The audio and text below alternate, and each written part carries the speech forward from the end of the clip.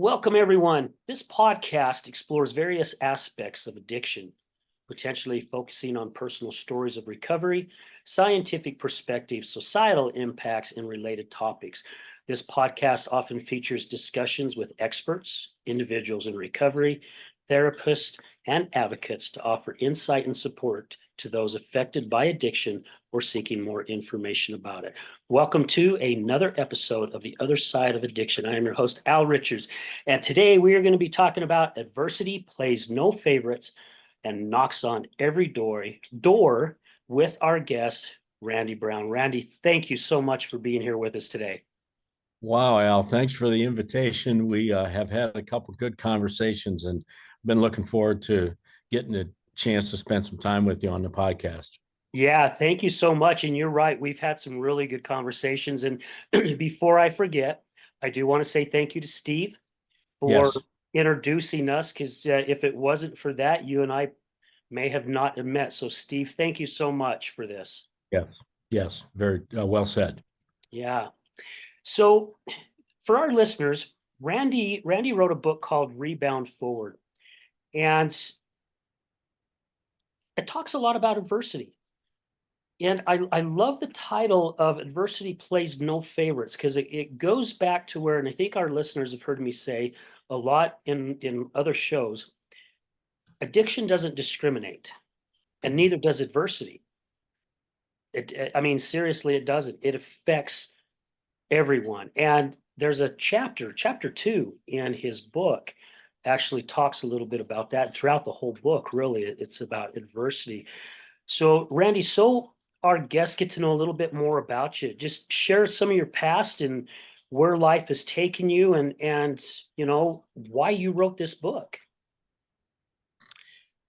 Oh boy, I would begin like I always do by saying that as the son of a sports writer, as a kid, I spent a ton of time in gymnasiums, football fields, tracks, and even fishing boats because he was an outdoor editor too. So, I mean, what a great way to grow up, right? Yeah. And loved it. And I fell in love with basketball of all the sports that I was, introduced to. And at a very young age, I really took to the sport. And then on one particular day, I remember asking my dad, "Well, what does Coach Huseman at the high school at Fort Dodge High School in my hometown?" I was at practice one day. I mean, how many 8-year-old kids get to go to high school practice and watch because their dad's a sports writer? And I'm soaking it in. And the head coach and that family, the Huseman family, very close friends of ours and continue to be till today. And I remember looking up at Dutch, and he was a kind of a hero figure to me, and he became a mentor later. And I thought, what he's doing is really neat. He's actually teaching those guys how to play basketball. That's pretty cool. And I don't know how an 8-year-old can figure out what a career is or what, but I remember asking my dad, "Well, how does he, is that his like real job? Is that what he does?" And he said, "Yes." And they pay him to do that. The school pays him to do that. I thought, what a great way to, I wanted to be a fireman. I go, this beats being a fireman like crazy. So at that young age, that seed was planted. And I became just very, very fortunate, because when I knew that's what I wanted to do, I pursued it like no tomorrow, as both as a player and then as a coach when the NBA dream ran out of my playing career. And so I went to school for that, graduated from the University of Iowa to be a teacher and a coach. And for 3 years out in Eastern Iowa, I was a teacher and a coach. And that's how I started. And something stirred in me that I can't even explain. And that was that I knew there was another level of coaching, one that was bigger, one where the lights were brighter, one where the stakes were a little higher, and that's college basketball. And having been at the University of Iowa as an undergrad, our team went to the Final Four in 1980. So I was hooked. And in short order, 3 years into my high school coaching career, I had an opportunity to follow Hall of Fame, Naismith Hall of Fame coach Lute Olson to the University of Arizona as a graduate assistant. And then that began a 20-year college coaching career.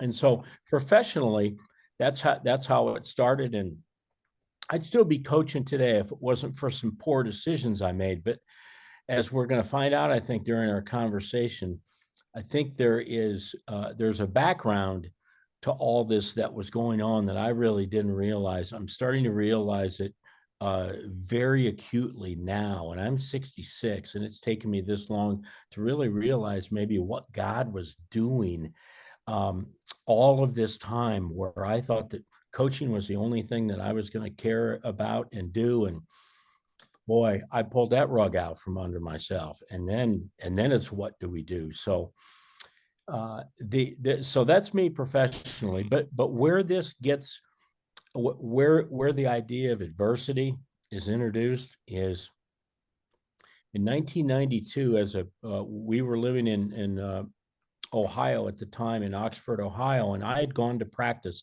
It was our 4-year-old daughter's the day after her 4th birthday, and left for practice and got during practice, got a security guard from the university to come actually walk onto the floor and get me and say, "You need to come with me." One of those moments, never forget it. I'm like, first of all, you just don't walk onto our floor during practice. It's like, what's this guy doing, right? And I'm Right. like, come on, man. And he ushered me up to the local hospital, and our 4-year-old daughter had almost, she was on the stool, and it almost slipped through it because she had lost a lot of her muscle tone. We had no idea what was going on. My wife acted very prudently and got her in the car and to the hospital, fairly small town. And by the time I got there, um, for all intents and purposes, she had passed. Oh, geez. And I got to tell you that in that moment, I remember something flashed in front of me, and that's, I had always heard that if you lose a child, that everything is different. It's different for the rest of your life. Instantly, life takes on just a different hue. And boy, that person that I heard the quote from lost a child. They had to, because they knew what they were talking about. And so the mixture of reality and shock of a normal day for a 4-year-old, with absolutely no sickness or anything as a precursor for this, just out of the blue, to be taken from you and your wife and our other daughter, who was only 1 at the time, was something, as I always say, there's no manual for it, for losing a child. And if there was, we didn't get a copy, because we were literally standing there without a clue. What do you do? And thank goodness for families. Thank goodness for close friends and deep relationships with people, because that's who really kept me standing. And I didn't know what to do. And I was feeling like I didn't even know you could feel. And so when that happened, I began to take a completely different perspective on words like perspective, adversity, grief, hardship, pain, affliction, obstacle. They all just became part of a vernacular that I adopted, because I was now part of this club, as someone once explained, um, of a pretty small number of people in our world that have lost. Our kids aren't supposed to go ahead of us. You don't Right. even think about it. It's not even something you even consider until it happens. And that poor child. And so I sort of began a whole, really, if you would, a fascination towards these things like adversity. And that's um, when you right before you introduced me, you talked about adversity. I mean, nobody is exempt from adversity. Okay, we know that. And I'd like to tell you that the story ends there. but it doesn't. It's just starting. And if the folks don't know, there are a lot of professions where you spend a lot of time away from your family. College basketball coaching is one of them. Collegiate athletics are very, very difficult. They're very cutthroat. They take a ton of time away from your family. And about 2.5 years after our Meredith passed, our second oldest daughter, who was just one when her sister passed, came down with what we knew to be get her to the hospital look. And we did. And we lived in Florida at the time, and she was hospitalized 3 times. The last time, very death defying, but she made it. And we were at Arnold Palmer Children's Hospital, thank goodness, because they knew what they were doing. They saved her life. Wow. And we during that hospitalization learned a lot about a disease that was very rare, that the doctors really couldn't even name it yet. We still didn't have a name. It was so rare. So we got her, and I taught her to walk. I actually taught her to walk again, and the motor functions came back, and it was just like, what is going on here? We had a third child, Natalie, and in Florida, and Natalie was Natalie was a third of our children to become afflicted with this disease. And I actually had lost a job out coaching, and we had moved back to Iowa, our home state, my wife and I was home that day when I looked in her eye, and I mean, fear struck me, because I knew that look, and that wasn't a good look, and it was something that had started in her internally. I knew it. Called 911. We took her to the local hospital. She was airlifted to Iowa City, and my wife and I had to have somebody take us there. And by the time we got there, they were desperately trying to save her life, and they were unable to do so. In a 6-year period, we lost 2 and almost 3 children. We had another child, a 4th daughter. We had 4 girls, and our Jane and our Claire are still with us. But for something that you didn't expect to happen, and then to have to function not only as a father and a son and a friend and a husband and an employee, but just a human, to try to figure this out, and then try to productively and try to stay positive and move through life. I'll tell you what, when we lost Natalie, our second daughter, Al, I was done. I was all but done. And in fact, very frankly, I had a conversation with a very good friend of mine and our senior pastor at the church. And I said, can you tell me about suicide and what suicide is about? What does God say about suicide? I wanted to know. I was putting my information together, because I did not want to be on this earth. If 2 of them went before me and I couldn't save them, and I took that personally, not that I could have, but I did. She was under my guard that day. I'm like, I'm not long for this. I don't need this. Very selfish way to think, but oh, my selfishness was just starting, because in that moment, if you are and I just hope for anybody out there listening, you're surrounded by people who will come to your rescue immediately, and there are friends who will also do the same. And that was our case, but boy, we were hanging on by a thread. My wife and I used to talk a lot about survival. We're in survival mode, and I remember her, and this broke my heart to hear her talk about. She said very honestly, I am just waiting for the next big thing to happen. Not living life, but just surviving and waiting for the next one. Yeah. The next devastation, right? Yeah. Yeah. And we both knew that's no way I mean, that's not God, what God intended for our daily life to be like, but that was reality. We had two other children that we had to take care of, and we weren't doctors. We weren't going to figure this disease out, but we had to be the most prudent parents that we could. That was a very difficult time for me personally because I was out of coaching. I was without my identity. We had lost two children. I had every fiber of enjoyment sucked out of me. And I walked every day.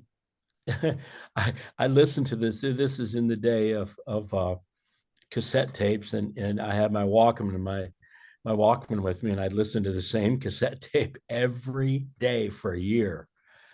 My good buddy Chris Duarte, who's a blues guitarist, rock guitarist. I listened to the same. I don't know why, but I did. I mean, things like that.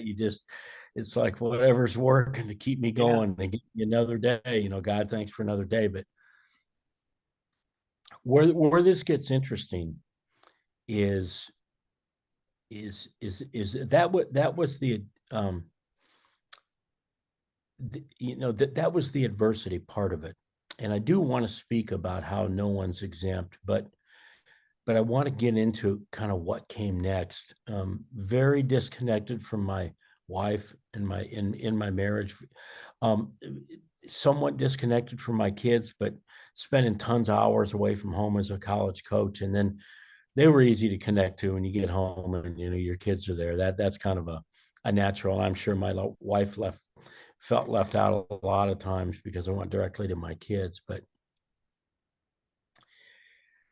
I had a choice to make.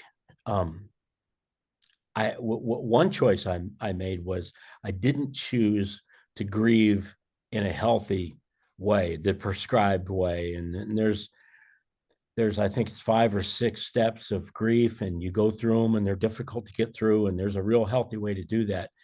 And I was hurting so bad. All I thought about was soothing.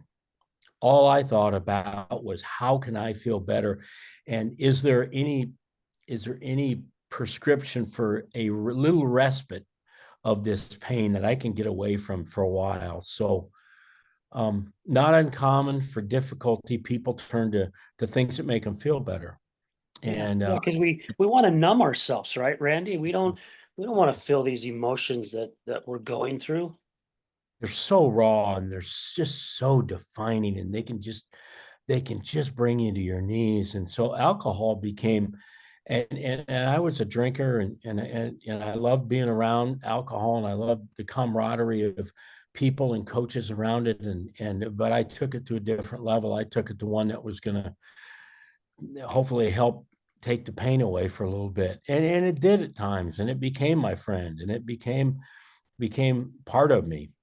Um, and I didn't do it wisely, and I didn't do it within the law at times, getting behind the wheel and things like that. But I was not I was in a period of time where I wasn't doing the things that I should have done. I wasn't in a great frame of mind. I really wasn't. Yeah. Um, Working like crazy and trying to do the best job I could there, but really feeling like and I knew every misstep I took. I knew that I was doing some things against what I should have been doing. I really did, but I just allowed myself to continue to do it. So Randy, We can I pause you just Yeah, for a second? please do.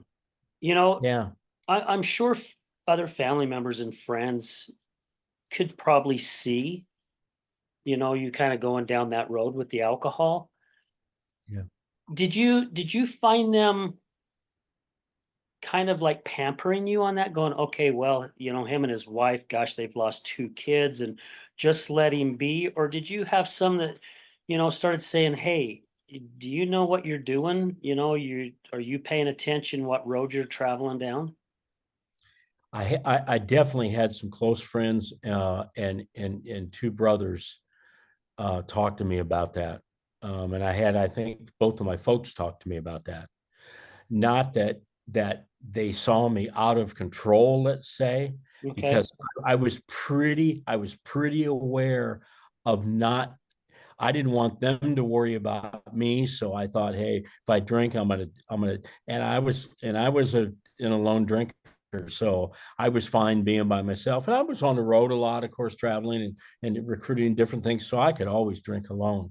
Yeah. Um, it was, it was my close friends who knew me very well because we've been thick as thieves for a long time, and alcohol was part of our growing up, and I had a couple of those guys definitely talk to me at a really gut level about it, and I but I just shook it off.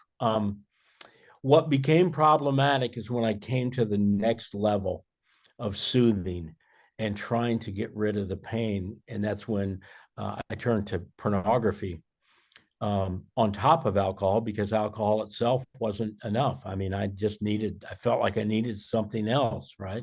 Yeah. Um, and that became an obsession. Some call it an addiction. I have chosen not to, and will always chose not to, because I think it's a really tricky thing. And we're all different. And I know you have your walk with it, and I have my walk with it. And for me, it was difficult, especially with pornography, to call it an addiction, because I had heard too many people say about addictions, about alcohol or pornography or gambling or whatever it was. Listen, I can't help it because I'm addicted. Well, that took the responsibility away from me and put it on the addiction. And I was just so, I was not going to do that because I knew myself very well. And I knew if I did that, I would continue to shove off the responsibility, and I couldn't do that. But with my use of pornography, it was done on the computer. It was done at night, sometimes into 3 and 4 in the morning, just to get up at 7 the next morning and go, go do my job and live, another productive day, hopefully. But I did it in secret. I did the pornography in secret, and there wasn't a soul other than my maker that knew that I was involved in it. I was really careful about it.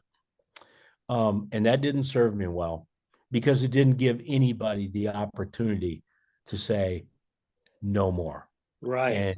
And absolutely put it to me in no uncertain terms, which they would have. So there was no lifeline at all for that one. No, no. And what's interesting is I can distinctly remember 3 times during this 6.5 year obsession that I had with pornography to try to ease the pain, to where I wanted to reach out so bad, Al, so bad. But I thought about what I would be missing if I did, starting with the pornography. But I knew that if there were any legal implications, which there weren't, there were later on, but there weren't early on. So that wasn't any situation. But I thought, geez, I might lose my job. And when you get into something so deep, it is tough sometimes to um, say, I'm going to stop, and this is why I'm going to stop. And I got to the point where cut my losses really wasn't in the in the program at all. And but I got lucky. I got extremely lucky. I actually, because of a chat room, that I had graduated into chat rooms, and I think most of the folks probably know what those are. Just basically people in a secluded room online where you chat back and forth with each other on a topic. Mm-hmm. These were sexual topics because I had pursued that. And there was one particular night where um, it was a very sexually charged discussion back and forth. But um, because of that chat, I was actually and didn't know it until a couple of years later. But someone that was in that room, actually, when the chat room was done, had called the authorities, had called 1-800 exploited children, exploited children's hotline, because we were talking about teenage girls. Mm-hmm. And and because he made that call, um, I was a known commodity by the law. 2 years later, as an assistant basketball coach at Iowa State University, the greatest job I'll ever have, knocked on my door and walked in my office, two federal agents. And I mentioned a little bit earlier how fortunate I was that this happened, that this pornography of mine ended. I didn't end it. They helped me end it.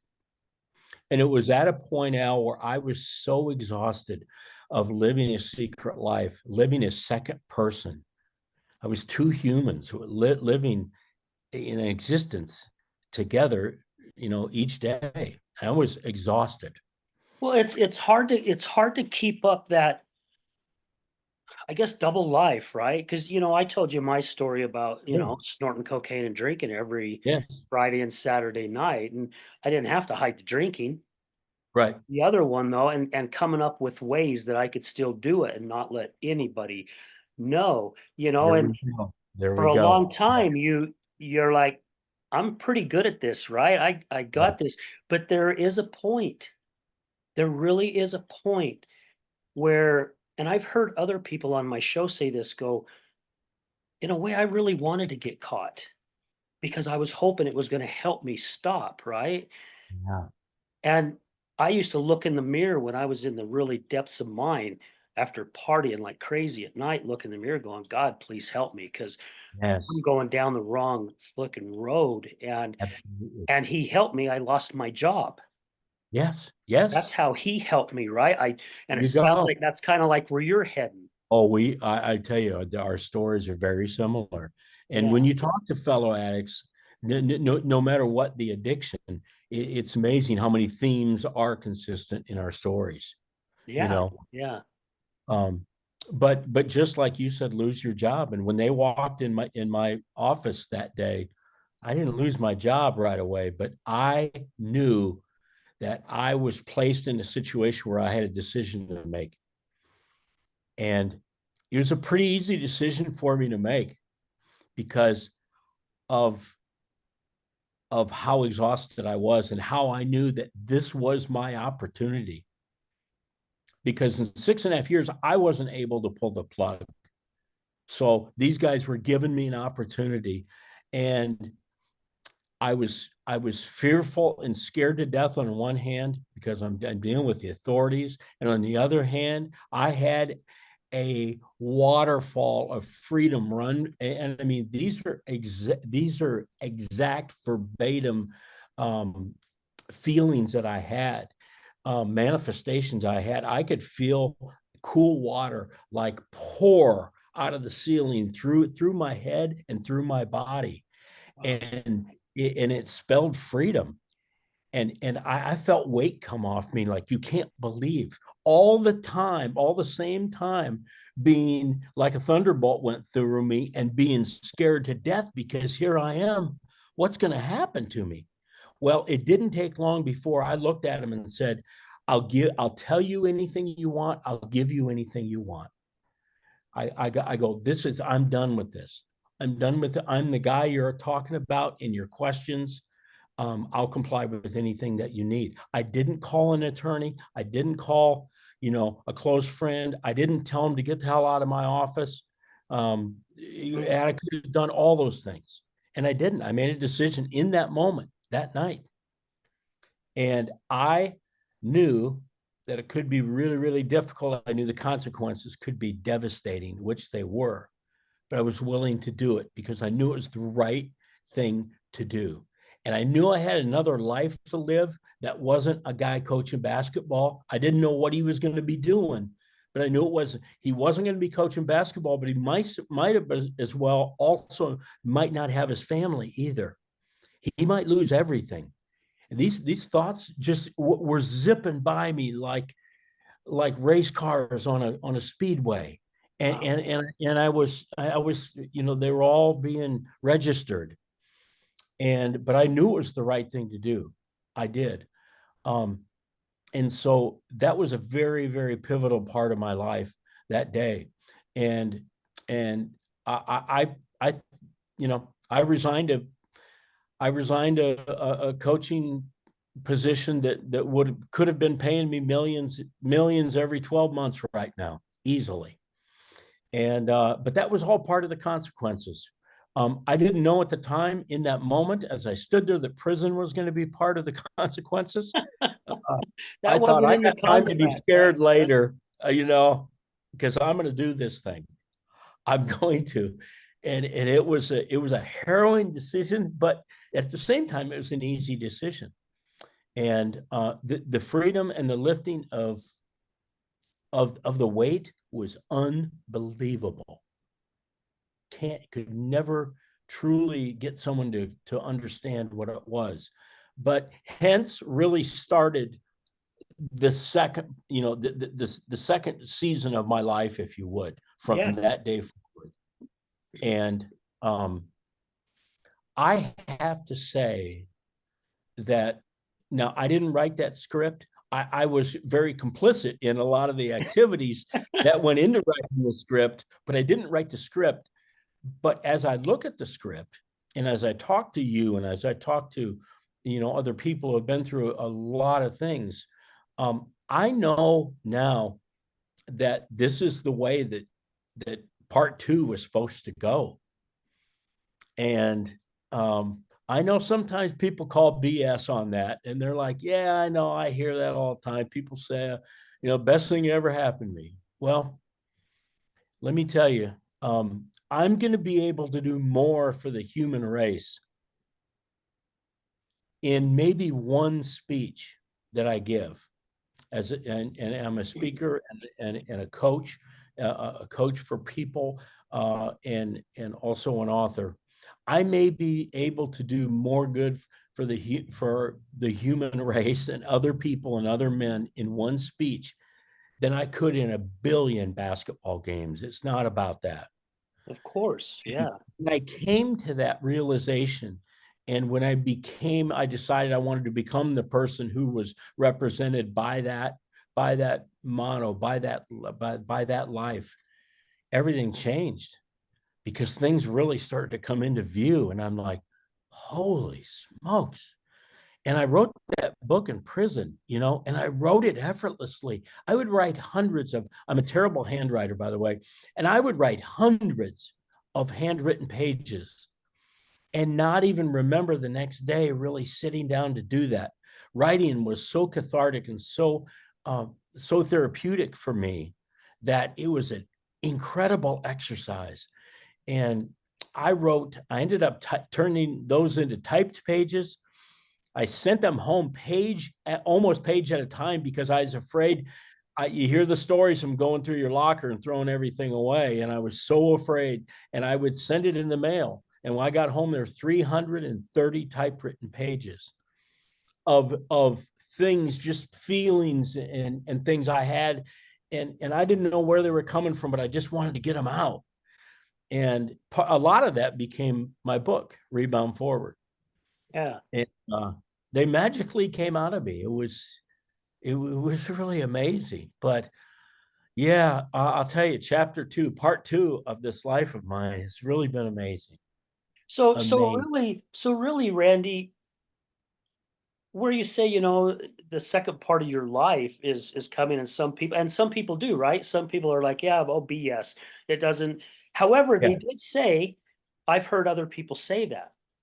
Well, it's because it's so freaking true, it is true. right? So Yeah. I was having coffee with someone yesterday, a good lady friend of mine, and she made the comment about what was going on in her life, and how she was roaming the desert for 20 years. And it came back to where, that story in the Bible where God had, the people roam the desert. They roamed for 40 years until they could get the lesson behind it, right? Yes. So I'm like, yeah, I've been roaming the desert for 14 years, right? And I'm finally starting to see the oasis now, because everything that you went through, the first part, let's say the first book of your life that wasn't written, or Yeah. somewhat in this other book, right? Right. That was the beginning of your whole journey to set Yeah. you up for Yeah. this next portion of your life. And it doesn't matter what age you are. Some of us experience sooner, some of us experience in the middle, some a little bit later in our lives, right? True. Yeah, very true. And we don't see it when it starts. When that No. next phase starts, we don't see it. We just know it hurts like crazy. Like, and what's going on? And I don't need to go to prison. And but oh man, looking back, things become so clear, don't they? It's unbelievable. And there are so many things I can point to. One, I want to definitely make sure that I get part of our talk here. I stand petrified in a federal courtroom in 2004, in the spring of 2004, to hear Judge Longstaff sentence me to 2 years in federal prison, medium security federal prison. And I'm thinking, and like this is not happening. But what he said next made all the difference in the world. He said, and I'm going to recommend that you be sent to and become enrolled in the sex offender treatment program in Butner, North Carolina, one of only 3 programs in the Bureau of Prisons in this entire country. What I didn't understand in that moment was there was a 10-year waiting list for that program. Wow. And I left and immediately stepped into that program in the 2 years that I had in my sentence to do that 2-year program. Now, if you can tell me that I'm smart enough or I've got enough magical power to put myself into a program where I spent 2,410 hours working on myself, if that's not the gift of a man's life, I don't know what is. Right. Yes, I'm sent to prison. Yes, I should have gone to prison because of some images that crossed state lines, because I had emailed them and things that I had accessed on the internet. Yes, absolutely. And I was all for that. But if you can tell me that I got ushered into this program that others have waited forever and maybe we're never going to get into, and be able to work on myself, that's steadfast. And then I found out that these weren't local people working this program. These were world-class doctors and treatment specialists. What? I mean, world-class. And I fought them for 6 months as hard as I could fight them as a defensive, ego-filled, ego-driven NCAA Division I coach, that I should not be here with these other guys for 6 months. But the day they broke me out is the day where it all started to happen. It was a glorious day. I was on my knees crying for 2.5 hours and snot running out of my nose. And I was a child. I morphed back into a child in diapers. That what was me.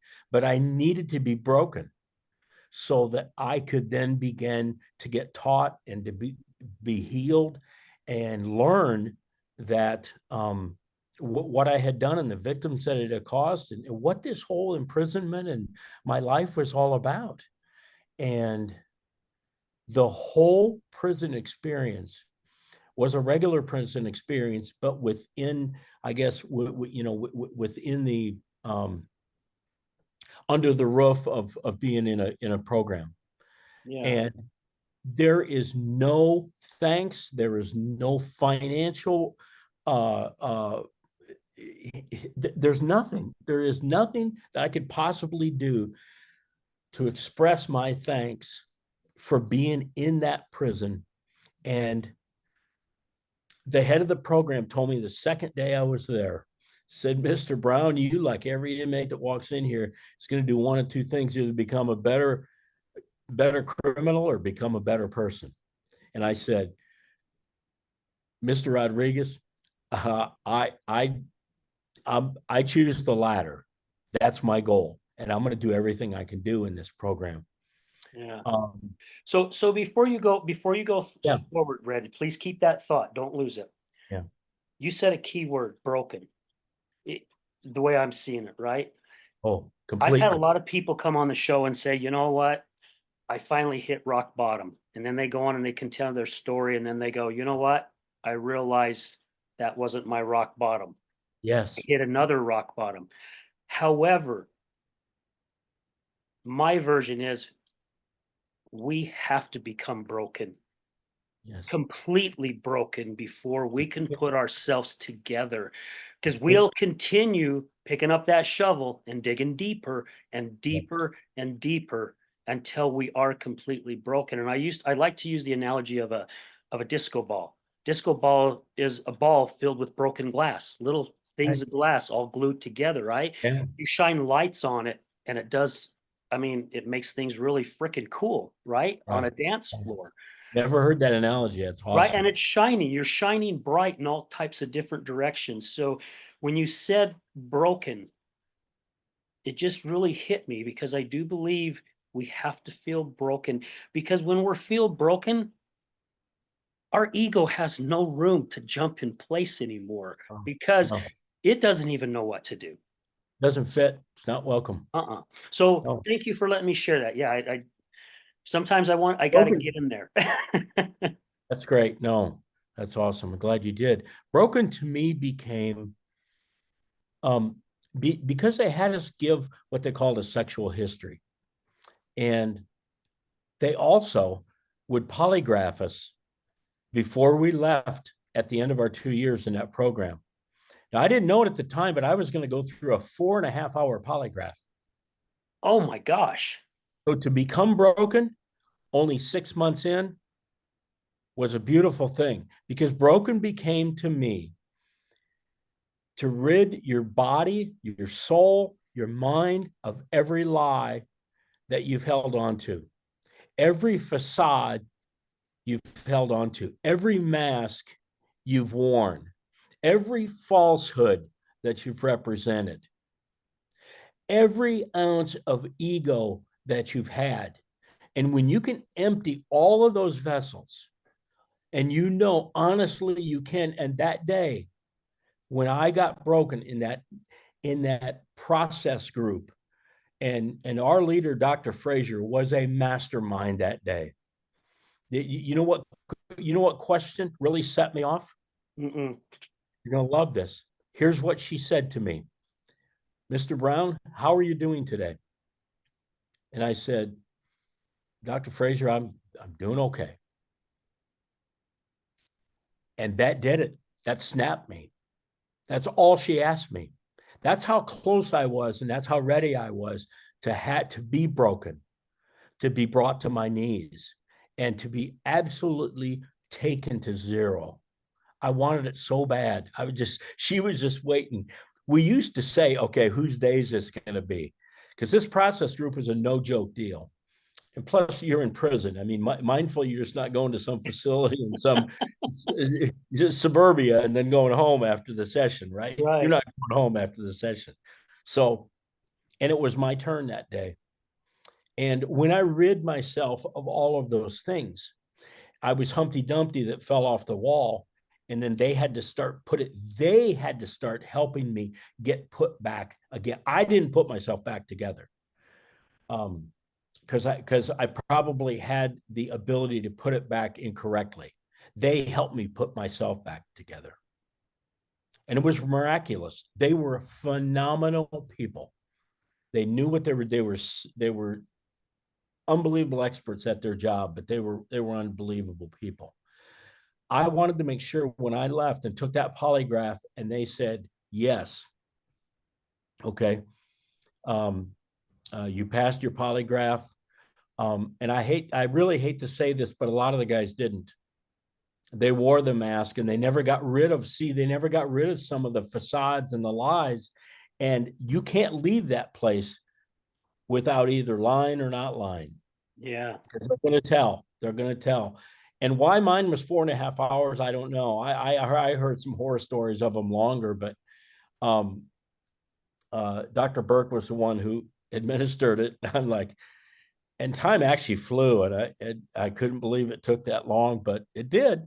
He had a lot he wanted to talk about, um, And I kind of felt good about that he was that thorough. But um, and then a couple days later, I was released, and then I had to go back and start in real, out there in public and in real life, and having a public position. I knew it was going to come with, I don't know, judgment, scorn, whatever you want to call it, and it was up to me to handle that properly, and then move forward and try to figure out who this guy was, because I didn't know who this guy was professionally. I knew who I was as a father, and who I used to be professionally, but I had to figure out what I was going to do to take care of my family, and how I was going to move forward, and what I was going to do with my life. Doing the kind of work I'm doing now and being on this podcast was not in the cards. I couldn't think that clearly. I couldn't think that far into it. I guess it's really been something that's been manifested through the years, and through talking to an awful lot of people, and doing talking to God, and praying, but doing a lot of soul searching, you know. Yeah. And The soul searching, oh my gosh, is so huge, right? Because and I believe I shared this with you, Randy, when we spoke over the phone. When my friend told me that he didn't trust me, that kicked my ego right in the crotch, oh boy. right? And it's like, because I've never stole from you or anything. And when he said I was a liar and a manipulator, I'm like, you're so full of shit. No, I'm not. Yeah. And then I really started thinking about it more, and I started realizing, my gosh, he's 100% correct, because it's all about Al. I will do whatever I can to get whatever I want. Right. And Right. when you start doing that deep soul And searching, okay. uh, I don't Yeah. know with you, but I know there were nights I laid in bed with just tears running Oh, down my face, because I was so lost and not knowing which direction to go. right. Right. Well, the little bit that I know you, I feel I feel pretty good to be able to say that I know you did have people in your life, though, that were there for you, as I did. And boy, that was tremendous, because it's tough to get up and get going again, Yes. and to have those people there that unconditionally, only under the conditions that um, not one of my deep and close friends that I've had for almost my entire life ever said, "Yeah, we can understand why you got into the pornography and alcohol and things the way that you did, and we accept that." No, not one of them said that. They all were very clear about, um, you need to talk to me about what you went through and where that came from, because that isn't something that I would ever have known you to do. That nobody was there to bypass what I had done, but they were there to forgive and to be there unconditionally. And to me, that I think that saved me, Al. My family was my family. My family was going to be there, and they were unconditional. And they came to visit, but they were there, and they were going to be there. And I'm so fortunate that from a young age, I had friends. And here's something I've discovered. I want to share this. I really want to share this with anybody that will have the opportunity to listen to this episode. When you're 10 years old, you don't know anything other than what you're going to do about the next 5 minutes. And I was doing things at 10 years old that I didn't know what I was doing, but I did them at 12 and 15 and 17 and 19 and through college when I went to school with these guys. And we were bonding, and we were forming connections that will never be broken. And what happens when you become an adult and you get older, and I didn't realize that those young years did what they did for our friendship and the depth of those friendships. But when I needed guys to be there by my side, they were there. The ones that counted, they were all there. And that can't replace anything in my life. That there, I have such, I'm just so grateful. It's such a gift. And that those guys were there and continue to be there. And I've been able to continue to be there for them because they've also gone through their things. And I implore any young people, any parents that are listening to make friendship a big thing in your life. Uh, there are two pools. There's the pool of the people who you know where they live, you know their name, and you might know what church they go to, or who their favorite football team is.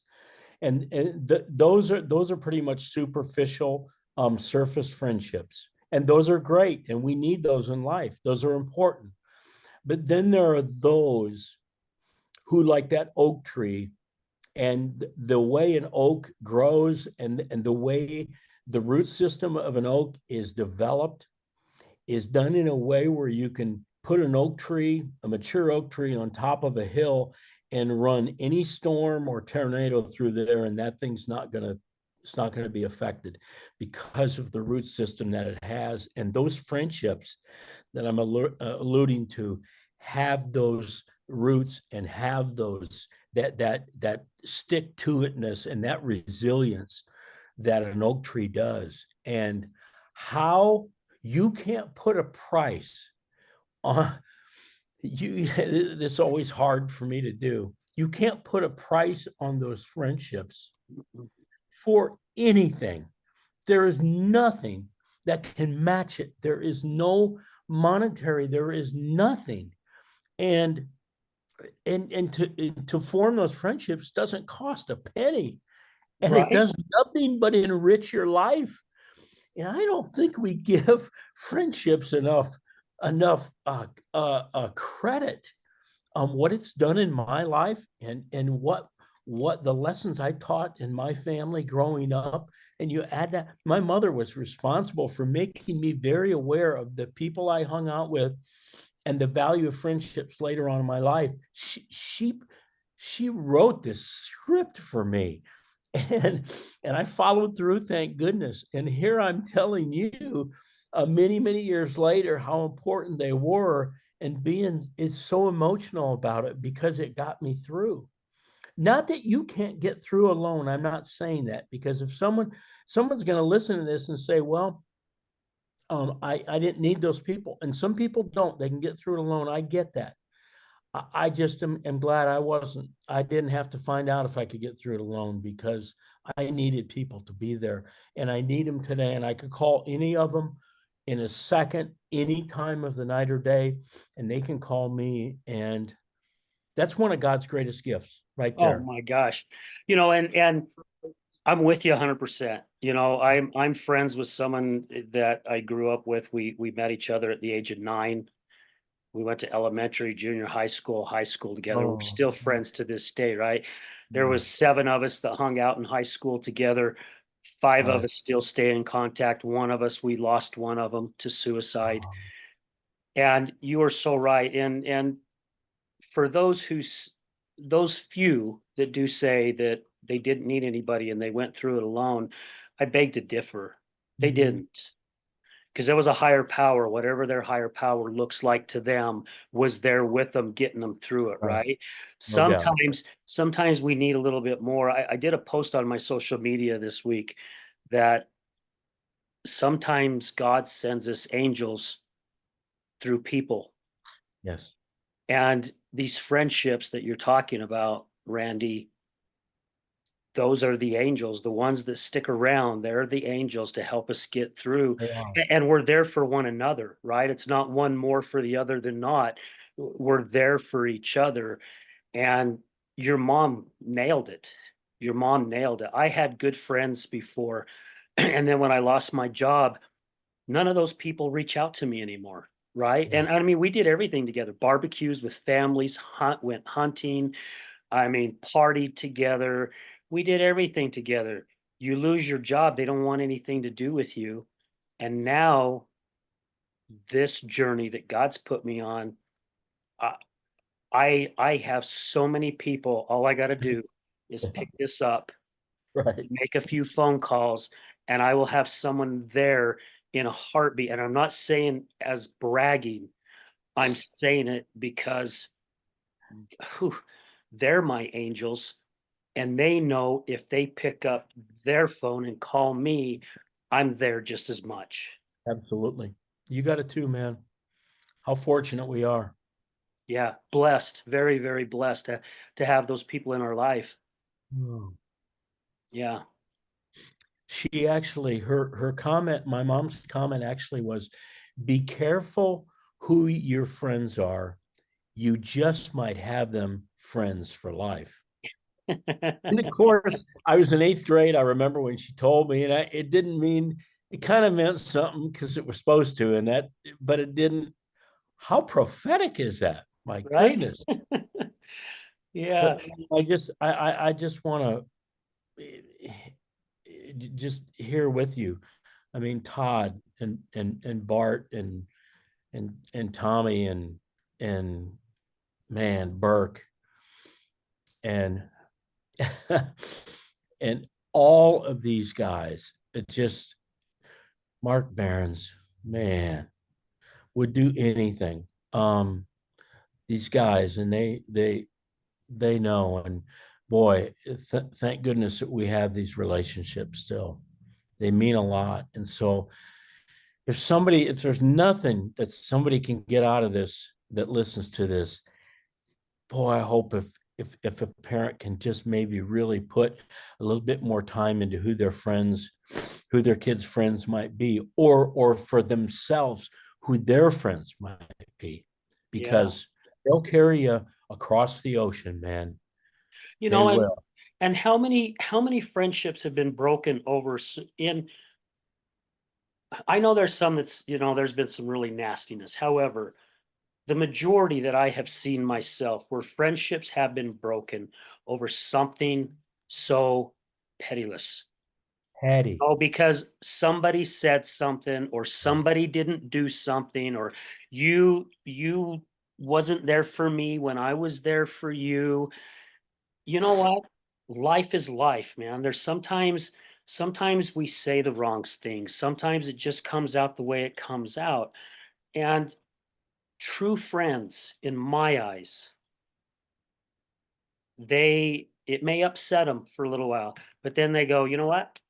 I'm done with it. Let's move on. Because having a friend and an individual that you can count on pretty much 95% of the time is hard to come by.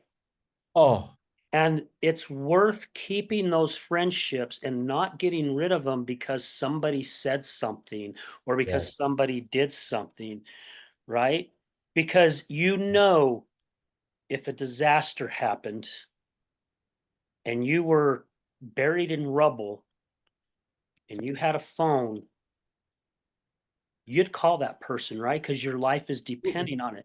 So why let something so small ruin something that is so amazing? Yes. And it sounds like those are the friends you have because they stood by you through it all. Because the way I see it, they see the true Randy. They know what's inside here, We right? know each other at that level. Yeah. Yeah, we all get lost. We all take the wrong path. We all make Sure. wrong Sure we choices. do. It's part of our life. It's part of our growth. However, the true friends, I'm going to tell a joke, and this is a little off the thing, okay? Okay. But this is some British humor, I okay? got you. Years ago on the internet, there was a video that come out that says "True Friends," and it shows this guy. He's got a beer in his hand, and he walks into the restroom. And he goes up to the urinal, and he's going to the restroom. Another one of his mates come in. He's like, "Hello, mate." He's like, "Hey, mate, having a good time?" "Yeah, mate, having a blast." Another friend comes in. "Hey, mate, what's up?" "Oh, what's up, mate?" And then the other guy goes, "Excuse me, mate, can you hold my beer?" Oh yeah, absolutely. So now he's got 2 beers in his hand. He's still standing up to the urinal, and he finishes and he looks over to his other mate and he goes, "Excuse me, Mike." And he's looking down, and he's looking at him, and he's looking it down. His friend reaches over and taps him. That's a true friend, right? Yes, there you go. Now, Oh I'm my not saying God. it goes that far. Yeah. However, those are true friends that look past the other things and go, I know who that human is Yeah. inside here Yeah. because it's the heart that matters. Absolutely. Yeah. Oh my gosh. Yeah, it's a big part of me. It really is. It's a big part of me being here, and and they are with me wherever I go. My children obviously are with me wherever I go, my parents and my family, my brothers and sisters. But everything I do, every message I give, and hopefully every seed that's planted, that if it doesn't come to fruition in harvest immediately, it'll lie dormant and be ready to be a seed that will yield something miraculous for that person when it's time, when the time is right. Right. When it's time, right? Yes. We have to fertilize it, water it, Yep. cultivate it before it can grow. And sometimes it takes years. It does, and I want to thank you for the other side of addiction, and what you do in taking something that was very painful, and turning it into a ministry, if you would, and a way to help save lives and enrich lives. Because I believe that in every podcast you've done, there has been someone who, and you don't know this, but they've heard a message, and that's led to an action in their life, either for themselves or for somebody else, that enriched or saved a life, and you don't even know it happened. Yeah. And that's what we're doing, and that's a pretty special calling to me. Yeah. And thank you. Wow. Thank you, Randy, so much for those kind words. And I feel the same for you, right? We went through this journey for a purpose, for a Yeah. reason. And I like to say we drop a pebble in Yeah. a pond and that ripple effect like a tsunami. I Yeah. say this a lot on the show. An earthquake happens thousands and thousands of miles, and it just starts out as a little teeny wave. Most boats, most people don't even notice it, but by the time it hits shore, it's huge. And I believe the work that, like what you're doing and other people are doing out there, they're coming in like a tsunami, and they don't even know the tsunami's happening, right? Right. Right. Yeah. Yeah. So to go back to your book, guys, this is his book right here. How do people find this book, Randy? That book is on Amazon. Okay. Best place to go for it. And and there's follow-up information on other things that I'm involved in terms of my message. My website is just Coach RB, my initials. So coachrb.com. And there they can also follow up with me. They can find a phone number. If they call me, that's awesome. If they want to text me, I'm all for that too. If they want to email, that's great. No outreach will go unnoticed or unresponded to. So I Okay. love to hear from folks. And Yes. and what was the website again? Coach RB. Coach RB, my initials, Randy Brown, RB, coachrb.com. .com. Okay. Because I want to make sure I get it on the caption. And guys, just so you know, when we first started at the show, we were talking about adversity, and I mentioned something in chapter 2, and it's actually just about at the bottom of the page of at the very start of chapter 2. And I just want to read this to you really quick, Yeah. just to get our listeners to think just a little bit. So this little boy sometimes goes out and he sells eggs and different things, and his granny goes out and helps, and they go out to a house, and little boy hears some really loud sobbing going on, right? And he asks his grandmother a question about it, and his grandmother says, God doesn't discriminate when it comes to handing out pain. Throughout our lives, events can bring joy and sorrow. No person is exempt from adversity. That's just a part of life. Son, you can knock on every door in every town for the rest of your life Mm. and ask if adversity has touched their lives. I got goosebumps when I read that, because adversity, just like Randy said at the beginning of the show, it hits us all. It hits every single one of us. And again, it also goes back to, and Randy touched base on this, what choice do we make? Which direction do we want to go? Right? Because it doesn't matter, it's going to get us sooner or later.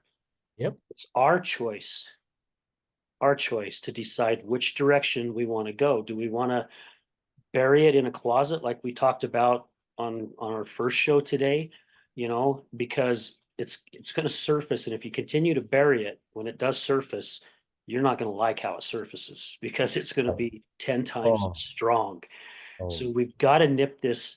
I'm just going to say, we got to nip this shit in the bud yes, as yes, quick as possible. Don't allow your ego to take over. Don't allow shame to take over. Find people who have gone through what you're going through. Those are the ones who will help you, and help you in the right way. Why? Because they lived it. yep. They've walked the path, so they know. They know. They Yeah. know. Yeah. I, I, Randy, I believe that I wholeheartedly believe that these difficulties will turn the page and become something of a blessing, something of a bright spot in our life. I know it. I see it in the rearview mirror of my life. I can see everything that has happened that you know, that I cried about or screamed about or became angry about or blamed people about, that had a way of fitting into the fabric of the rest of my life for a reason, and for it to be a good reason. I know that. yep, Absolutely know that. I'm with you 100% on that one, No, Randy. I know Yeah, you are. yeah. Steve Jobs said that, right? Connect the dots backwards, and you'll see you're Yeah, exactly where you're supposed to be right now. absolutely. Yeah. Yeah, no doubt. Last question, Randy. What does the other side of addiction mean to you?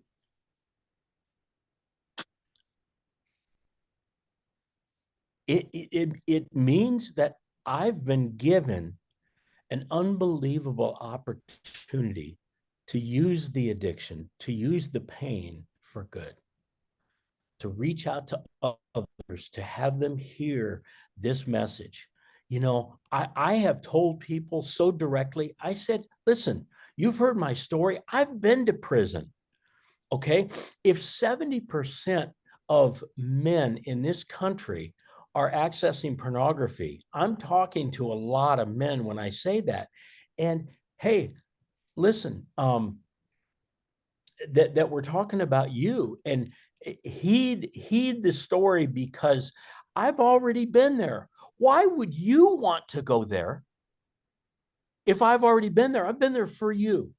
Okay, I've done this for you. That's now I'm telling you the story so that you can prudently change your ways, so that you don't have to go through what I went through. I've been there, man. I don't want you to see what it's like. I don't want you to have to leave your family and kiss them that last time. And I get a chance to do that. That's what the other side of addiction's about for me. I love it. I love it. Say it with excitement and enthusiasm, Oh and boy, smile at the end. no kidding. Rocket. Yeah, that is great. Again, Randy, thank you so much for your time, man. I appreciate it. This has been an amazing show. You know, I get this way with a lot of my guests. I feel like I've known you pretty much my whole life. Yeah, It's like the connection is that's just something. there. Yeah, So I hope we can stay in contact with one another, and definitely will. maybe God will allow us to meet one day, Yes, which would be I really want to do cool. that. Yeah, Uh, want to do that.